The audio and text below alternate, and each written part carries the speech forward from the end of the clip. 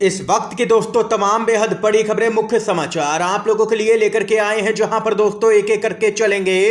तमाम बेहद बड़ी खबरें, मुख्य समाचार आप तक आगे इसी वीडियो के माध्यम से पहुंचाएंगे, इसलिए लगातार हमारे साथ आगे इसी वीडियो में बने रहिएगा। सभी बड़ी खबरें, मुख्य समाचार जानना आप सभी दोस्तों के लिए बेहद ही जरूरी है। तो वहीं दोस्तों खबरों की तरफ बढ़ने से पहले अगर आप लोग भी इंडिया गठबंधन और राहुल गांधी के समर्थन में खड़े हैं तो अभी इस वीडियो को लाइक कीजिएगा और कमेंट बॉक्स में कमेंट कीजिएगा दोस्तों #वी सपोर्ट इंडिया। दरअसल दोस्तों पहली बड़ी खबर आप लोगों को बताते चलें, 5 राज्यों के विधानसभा चुनाव के लिए चुनावी तारीखों का ऐलान भी हो चुका है। आचार संहिता भी लागू है और इस बीच यहां पर भाजपा को लगा है इस वक्त का सबसे बड़ा झटका। जी हां दोस्तों, बीजेपी सरकार को लग सकता है तगड़ा झटका। मध्य प्रदेश से खबर आ रही है, बीजेपी के दिग्गज नेता और मध्य प्रदेश में गृह मंत्री नरोत्तम मिश्रा क्या नहीं लड़ पाएंगे विधानसभा का चुनाव। जी हां दोस्तों, मध्य प्रदेश में विधानसभा चुनाव के बीच में बड़ी खबर आ रही है। बताते चलें, भारत निर्वाचन आयोग ने 23 जून 2017 को जन प्रतिनिधित्व अधिनियम 1951 की धारा 10A के तहत 3 वर्ष के लिए नरोत्तम मिश्रा को अयोग्य घोषित किया था। पूरा मामला सुप्रीम कोर्ट में पहुंचा और वहीं नरोत्तम मिश्रा के मामले को लेकर के 12 अक्टूबर को सुनवाई होनी थी सुप्रीम कोर्ट में, जो कि नहीं हो पाई और अब ये सुनवाई जल्द ही सुप्रीम कोर्ट में होने की उम्मीद है। ऐसे में यदि अदालत का फैसला उनके खिलाफ आता है तो उनके 2023 में चुनाव लड़ने पर संशय पैदा हो जाएगा, यानी कि वे विधानसभा का चुनाव नहीं लड़ पाएंगे, जो कि भाजपा के लिए एक बहुत बड़ा झटका होगा, क्योंकि दिग्गज नेता हैं, गृह मंत्री हैं और अगर वे चुनाव नहीं लड़ पाते हैं तो भाजपा की मुश्किलें बढ़ेंगी। दोस्तों एक और बड़ी अपडेट की तरफ बढ़ते हैं। कांग्रेस पार्टी के सर्वे में यहां पर हो गया है साफ किसकी बन रही है सरकार। जी हां दोस्तों, इस समय की एक बड़ी खबर आ रही है सामने निकल के। जब से कांग्रेस पार्टी के नेतृत्व में इंडिया गठबंधन बना है तब से ही भाजपा की नींद उड़ी हुई सी नजर आ रही है।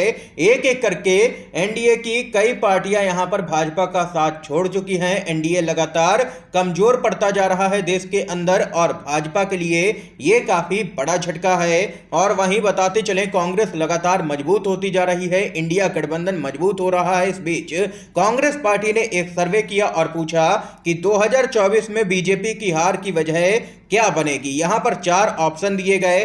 पहला महंगाई, दूसरा बेरोजगारी, तीसरा भ्रष्टाचार, चौथा ऑप्शन दिया गया ये सभी।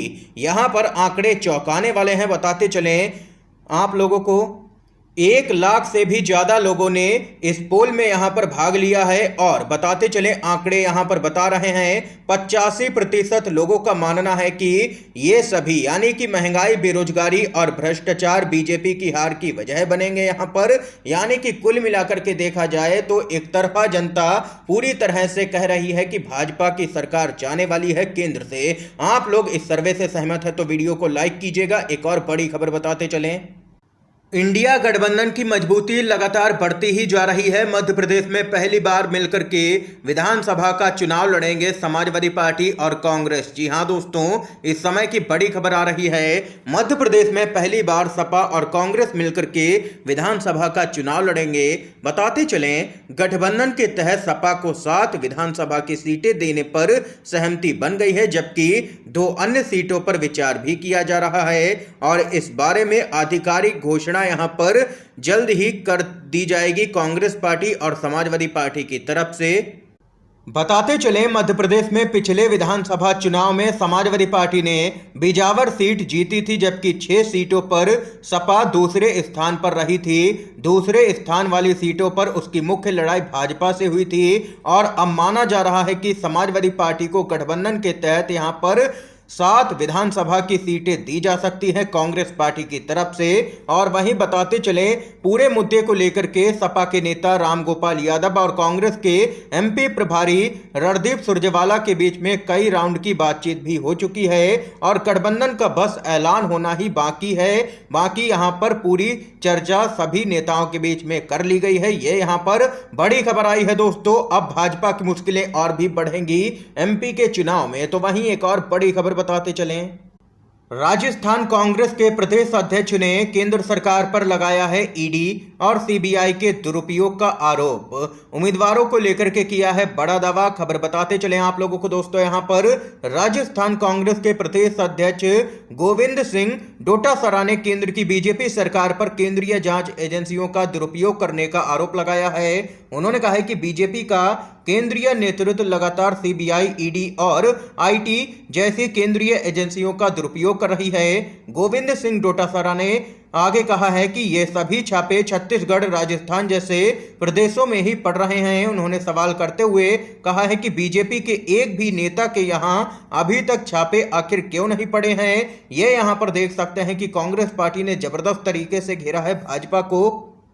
इसके साथ ही उन्होंने आगे यहां पर कहा है कि भाजपा को अब जमीनी स्तर के नेता भी नहीं मिल रहे हैं जिनको यहां पर विधानसभा के चुनाव में उतार सके भाजपा, इसलिए अब यहां पर सांसदों और मंत्रियों तक को टिकट दे रही है भाजपा। ये उसकी हार के डर को साफ तौर पर दर्शा रहा है। ये यहां पर कांग्रेस पार्टी के नेता ने घेरा है भाजपा को। तो वहीं एक और बड़ी अपडेट आ रही है, कांग्रेस पार्टी को मिली है बड़ी सफलता। दूसरे दलों में गए कई बड़े नेता कर रहे हैं लगातार घर वापसी। जी हां दोस्तों, बड़ी खबर आ रही है। बताते चलें, पंजाब में कांग्रेस को उस समय बड़ी कामयाबी मिली जब उसके कई नेताओं ने घर वापसी की घोषणा की। उसके 4 पूर्व मंत्रियों में से 3 भाजपा में शामिल हो गए थे, जबकि एक नेता 2022 के विधानसभा चुनाव के दौरान शिरोमणि अकाली दल में चले गए थे।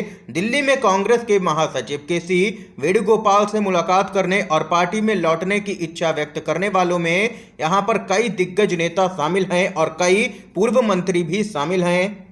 बताते चलें आप लोगों को, देश के अंदर लगातार जमीनी स्तर पर कांग्रेस पार्टी लगातार मजबूत होती जा रही है और जो नेता आज तक यहां पर कांग्रेस छोड़ करके भाजपा या किसी अन्य पार्टी में गए थे, वे अब लगातार कांग्रेस पार्टी में वापसी कर रहे हैं। फिर चाहे वहां मध्य प्रदेश हो या कोई अन्य राज्य हो, लगातार यही देखने को मिल रहा है कि कांग्रेस पार्टी में लगातार नेताओं की यहां पर वापसी हो रही है। इसके साथ ही एक और बड़ी खबर की तरफ बढ़ते हैं।